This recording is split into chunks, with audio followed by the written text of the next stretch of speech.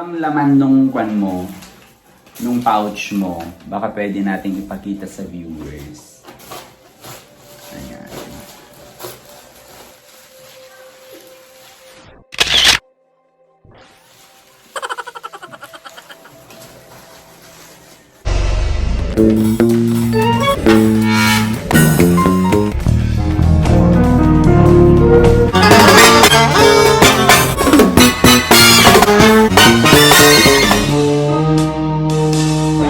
Guys, kumusta kayong lahat? Ayun, it's a brand new day and for today's vlog, wala tayo sa labas. So, gagawa lang tayo ng interview and mapalad tayo na napaunlakan. Ayan, so kung makikita nyo sa ating title, so ayan.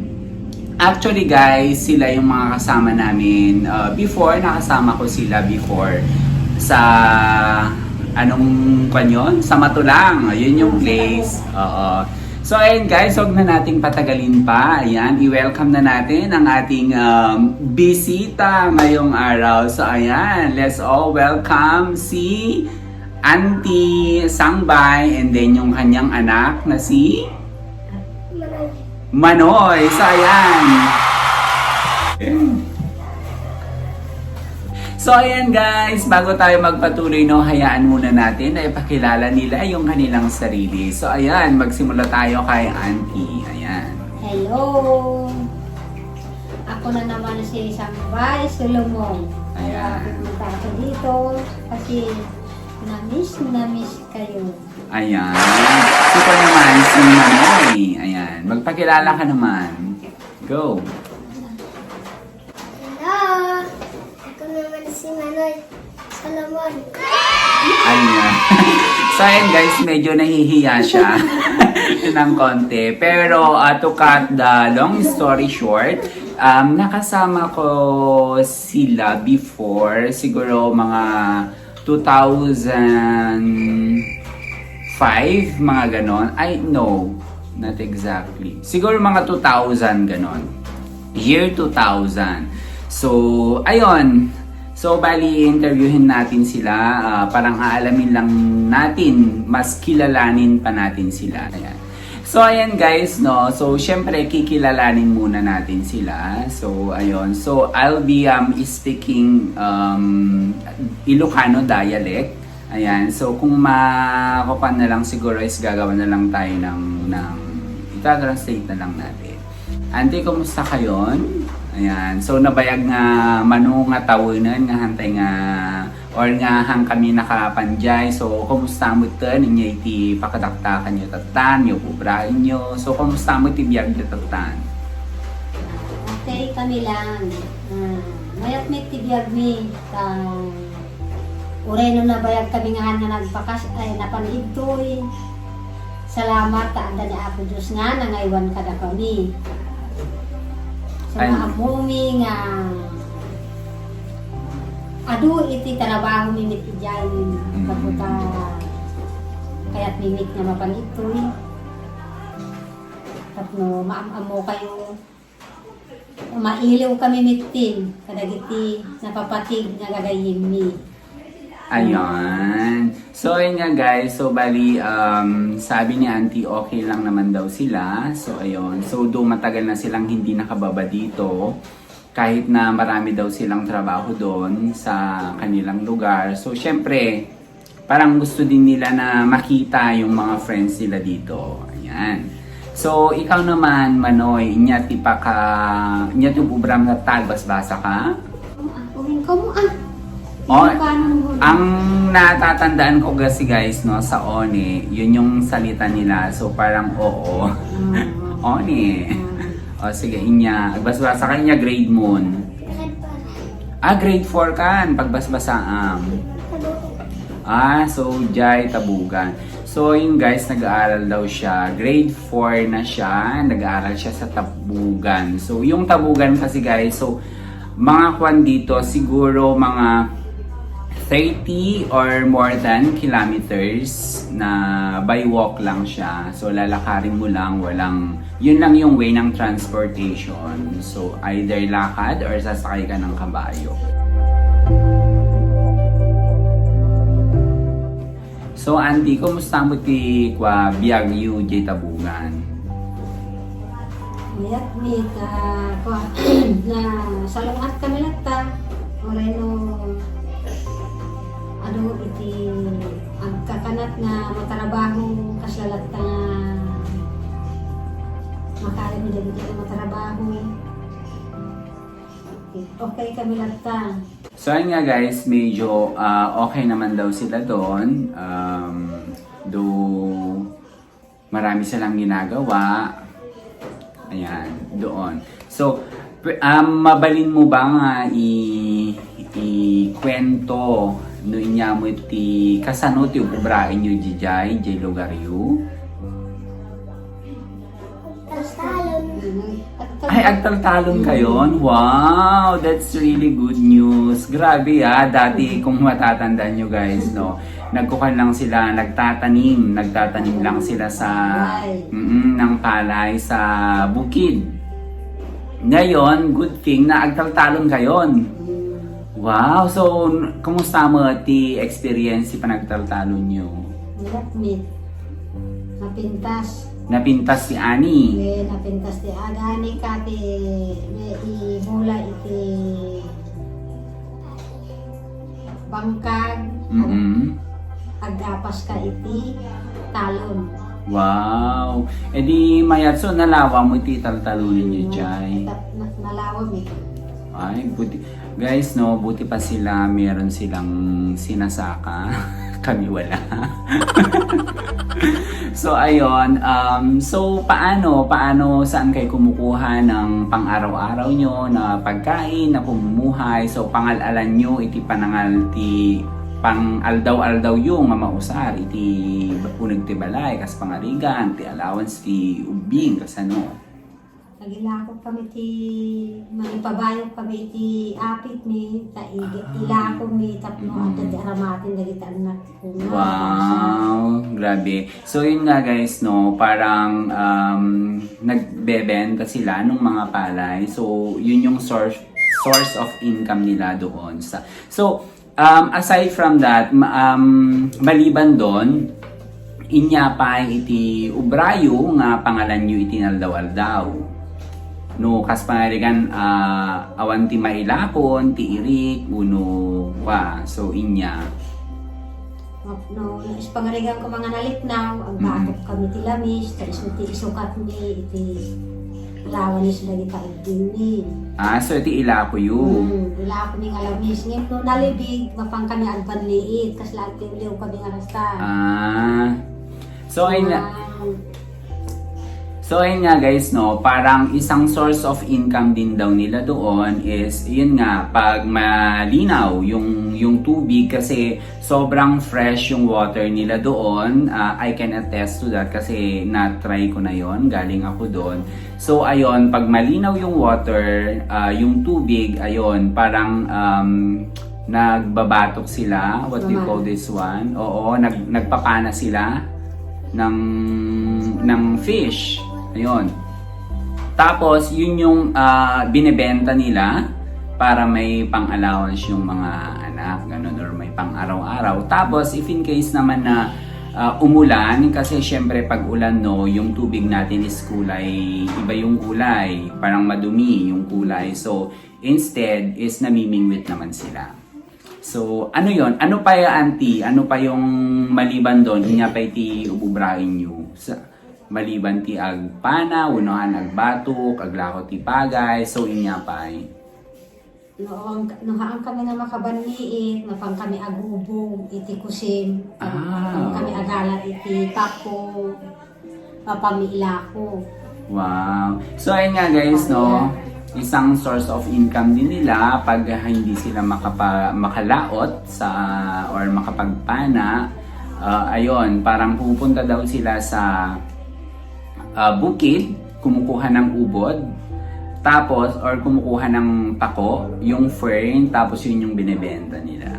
So, ano pa auntie yung source of income nyo doon? Iti pagkakitaan nyo pa di chay?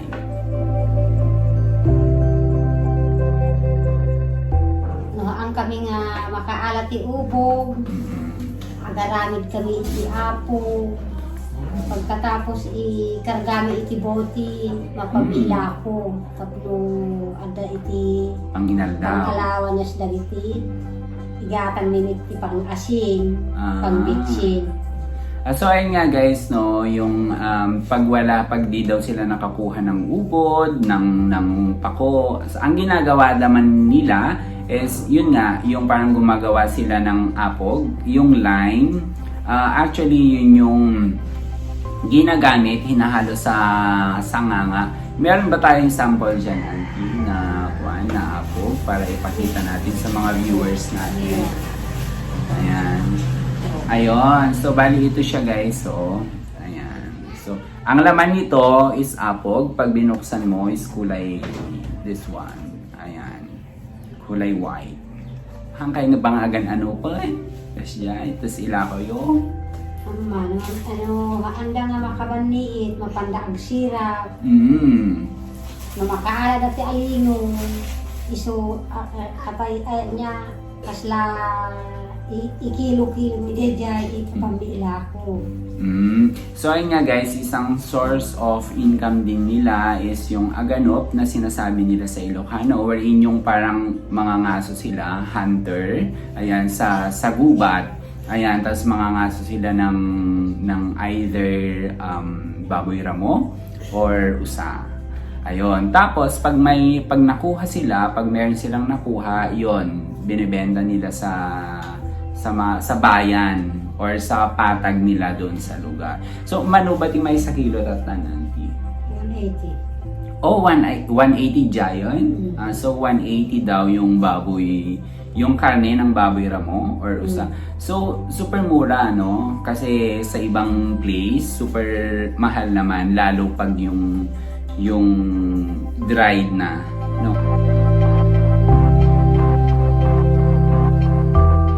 So ayun nga guys, no, nabanggit natin kanina yung apog na gumagawa rin sila, which is related sa kanilang kultura, sa kanilang nakagisnan. So ayun, so sila rin kasi is number one na nagko-consume ng sinasabing nganga, wherein yun yung may bunga or yung betel nut, meron siyang gawed or yung sa beetle pepper at yata. Tapos meron siyang muscada or yung dried na tobacco, and then yung sa lime. So pwede ba nating ipakita yun, Auntie?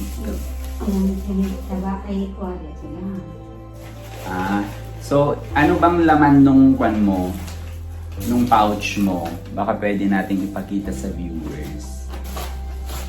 Ayan.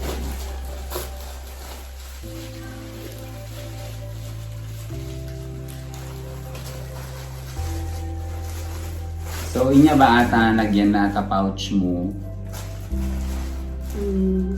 Pag sukatan na ko ma dito, yung nakakasla pagmamahal dito. Huwag kami tinagyan ng mga buwan. So, yan yung kanya, yung lagayan niya ng kanyang nganga. So, ayan yung,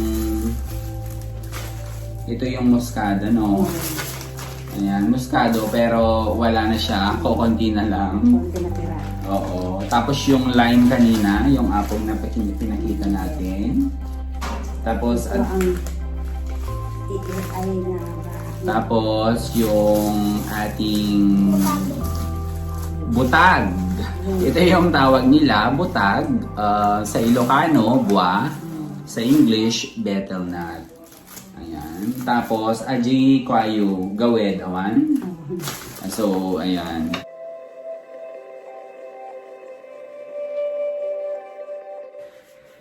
So ayun nga guys, no, nakita natin kanina yung pinakita ni Auntie, yung pagmamaan niya, yung lagayan niya ng nunganga niya. So ngayon naman pag-uusapan natin kung paano ba nabago yung practices, yung nakaugalian ng mga katutubo nating mga Aita dati at saka yung ngayon. So, inya ba iti nabaliw? Kasi di ba dati iti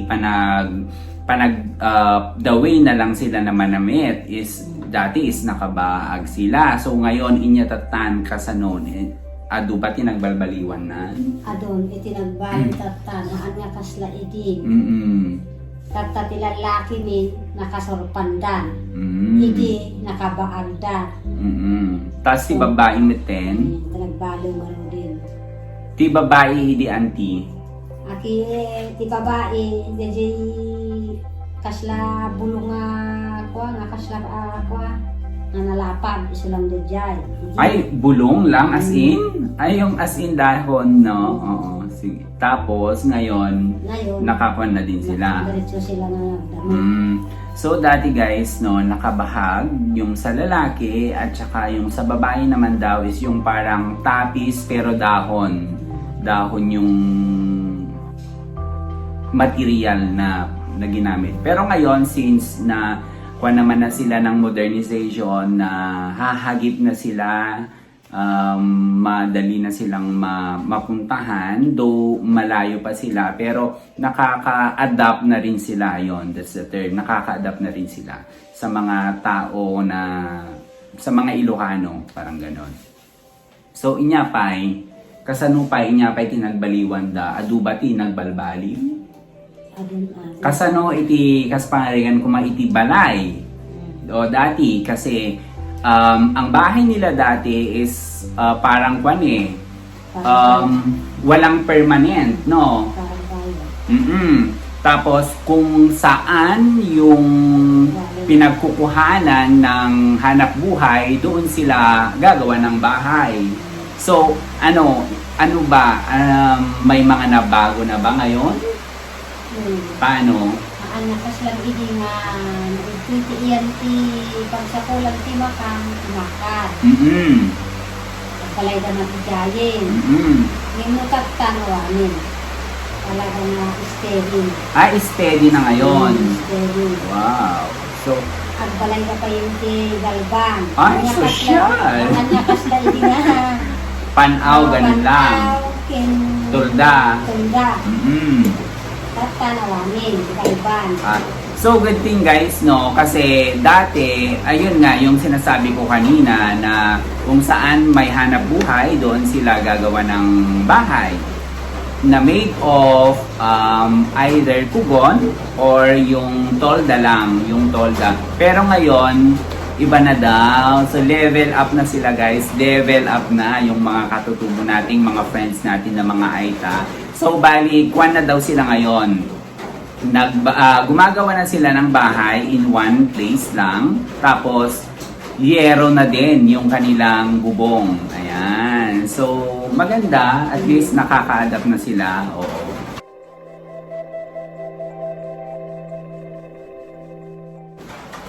So ayun naman guys, no, pag-uusapan naman natin yung the way naman yung gamit nila sa, let's say, personal or sa bahay. Kasi dati, iba rin, no, hindi dati. So parang, minsan nga parang pwede na yung yung panang saging, ay ubak sa ba.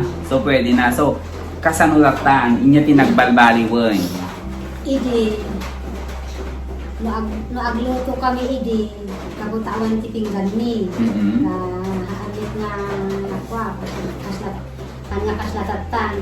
Ta idi, naagluto kami, mapang kami mangala iti bulong iti sabang, ta iso DJ iti, kanya-kanya kami nga mangala iti bulong. Ta iso DJ iti, kasla pagpingganan mo nga pangalan ni. Into numalpas kami ka DJ nga mga, DJ nga pinggan. Paling yun. Idilin. Pero ngayon, tatan, awanin. ay gumagamit na rin kayo ng pinggan, kutsara, ada tinidor. Ada baso na. So siya. So ayun nga guys, dati daw, no, so parang ang ginagamit lang nila is yung stem ng saging, yung parang wanya. Tapos, after nila kumain doon, tinatapon nila. Ayan. Pero ngayon, na-adapt na rin nila yung paano gamitin or paano gumamit ng pinggan, kutsara, tinidor, at saka baso. So, ayun. Paano yung parang kwan naman, auntie? Kasi, dati, kasi may nakikita ako, may mga nagse-cellphone na rin eh. O, diba? Oo, mga social na rin yung mga katutubo natin kasi may mga nagpo-phone na sila. Oo. So, kumusta naman? Kastan, mapanasan na yung puti, kastan. At pindu-pindutin. Pindu-pindutin. Baka... Wen. Tapos, baka no, adabay katawagan dan. Nagkakay tawagan lang na Ay, sosyal. So, paano naman, Aji, yung pag-aaral naman ng mga bata? So, paano naman siya ngayon? Kasi dati, alam ko, malayo at saka yung iba hindi pa nag-aaral. Pero ngayon, parang feeling ko may mga nag-aaral na sa inyo, di ba? Oo. So, kumusta mo Ajay? Ngayon, Dagijay nga kinakobre, kunaklanginin. Nakayak dagijay nga nalasatan, napag-adal kumit, na inkinot, dagijay anak ko, sumatata, at damit, at gaspasa, hindi ko daraw. Wow, that's really good news. Sa buwa, at dati ang basa, ijay, balik ko. Ay, sosyalin. Santo de Genesamit nga lalaki, nakapagpurpos na iti, kinapastor. Ay, wow. Ang basa ko bagyo. Ay, sosyal! Grabe. So, Ayun. So, malagragsakan at niya Mm-mm. makasangit at kapwa. So, ayun nga Malagit guys. ko dagigay na Panawin. panawin. Mm-mm. Nadanong mitlain, napaadal ko, Mm. anak ko. Wow. Isa kang uliran. Oh, isa kang uliran. So, ayun nga guys, no, parang nakakatuwa, nakakasaya ng puso na parang malaman mo yung mga ganong story na despite nung ganitong sitwasyon, o parang despite nung mga katutubo sila and then yet nagsusumika. So, congratulations inyo auntie. Sobrang bow kami doon. Grabe, super kwanyo, no? Super sipag.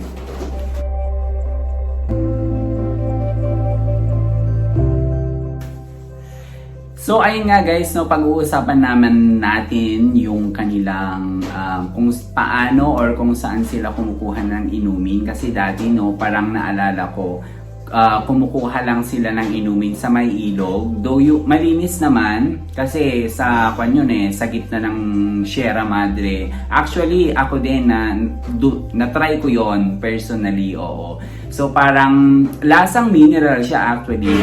So yung mga nabibili natin dyan, yung mga mineral water, ganun talaga yung lasa niya. So kasano tatanan din na nasa Balyan ban or Inyaban? Sa balyan tatan.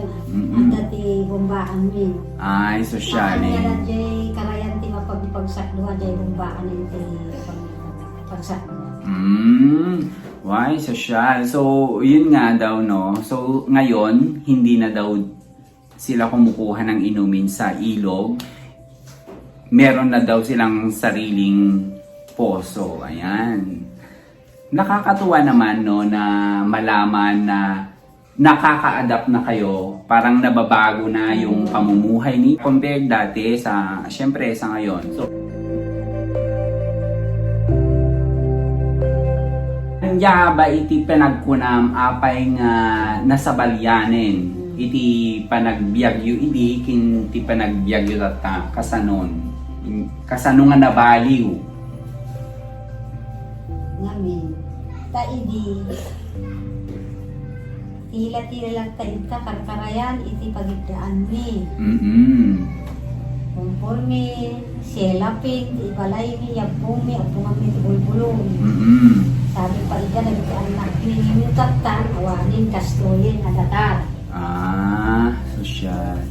So, bali dati daw guys, no, parang kung ano-ano lang yung ginagawa nilang bubong is like yung banana leaves lang, tapos maglalatag lang sila ng plastic, yung cellophane, and then doon pinapahiga na nila yung kanilang mga baby dati. So, ano pang masasabi mo? Inya ti kayat mo nga sawin auntie, meron ka bang message sa mga natin, viewers, at dapat ti kayat mo nga ibagay ti viewers natin, bigay ti agwibuya or ti makabuya kada itoy? Inyati ka. So, go. Naragsak kayo mitlain nga makangit kadeta ibagbaga.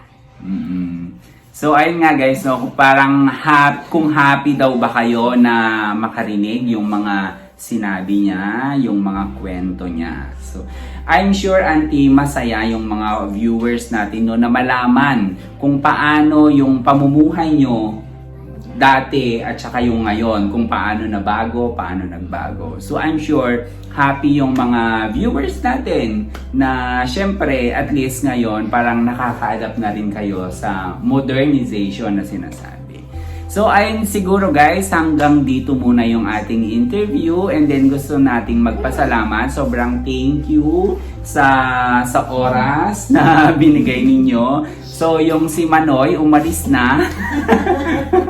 So, ayun guys. Oo, that's all for now. And this has been Larnie saying goodbye everyone. Bye-bye!